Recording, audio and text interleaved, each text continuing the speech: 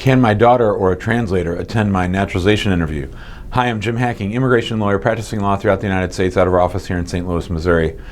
I was chatting online the other day with a potential client. He has a spouse who's getting ready to apply for her citizenship, and she wanted to know, can my daughter attend my naturalization interview with me, or can my translator attend with me? So this is a very interesting question, and I wanted to shoot a video about this because a lot of people are surprised to learn that when you apply for citizenship, you basically go in that room on your own, unless you can show that you can have some kind of medical disability where a doctor certifies that you are medically incapable of learning English and civics, or unless you've had your green card for a really long time and have lived here a certain amount of years, usually 15 or 20 years, and you have to be over a certain age, then you might be eligible to take the exam in your own language. But for the most part, you are not going to be able to have anyone come into the interview room with you.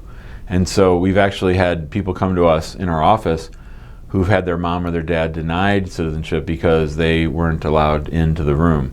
And so getting a medical waiver is a really big deal. It's a real hassle. We actually charge extra for that because it's so much work. You have to work with a doctor to get the right certification language in there. But for the most part, you're not going to be able to have your daughter come into the interview room with you. It's just going to be you and the officer. Same goes true for a translator. You're not going to be able to do that unless you meet those qualifications that I mentioned earlier. So we hope that this video explains that to you, that you're not going to be able to have anyone else help you with your interview. So you need to be careful about when you apply. I believe this person may have applied a little too early. Time will tell. But for the most part, if you are applying for citizenship, you have to stand on your own 2 feet. You're going to have to be able to communicate in English. You're going to have to be able to interact. And so don't forget, it's not just about the test. You also have to answer all the questions. So we've seen people get hung up on their English problems, not so much from the test itself, because those are a limited number of questions and people tend to memorize them. But what will happen sometimes is the officer will ask a question on the N400 a little bit differently than the way it's written. So of course I saw this one time.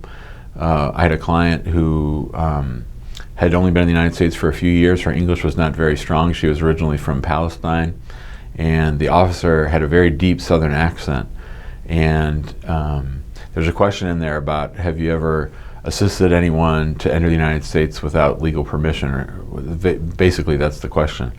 And you know, the client had been used to saying no to all the bad questions. You know, have you ever been a drug dealer or a prostitute? All those things. But when the officer said, have you ever helped anyone sneak into the United States illegally, the client was thinking of the part where where you take the oath, where you're going to help the United States. And she said, help? Yes, I'll help. And so the officer said, forget this. You failed. This exam is not going well. Your English is not good enough. Now, I myself had a hard time understanding this officer in Memphis because of her deep Southern accent, but I can only imagine how hard it was for the client where English wasn't her primary language. But long and the short of it is, you have to know English, you have to be able to pass the test, you have to be able to communicate. So another good tip is to make sure that if you're preparing for your test, that you're always having somebody read the questions to you out loud, because you're not going to be able to read the questions on the N400 during the interview. You're just going to be able to answer them for somebody. So if you have questions about this, about naturalization, or about going through the interview, give us a call, 314-961-8200. You can email us at info@hackinglawpractice.com. Be sure to join us in our Facebook group so that you get updates whenever we make videos just like this one. Then if you want to do that, you'll have to subscribe to our YouTube channel. And the name of our Facebook group, because I forgot to say it, is Immigrant Home. Thanks a lot. Have a great day.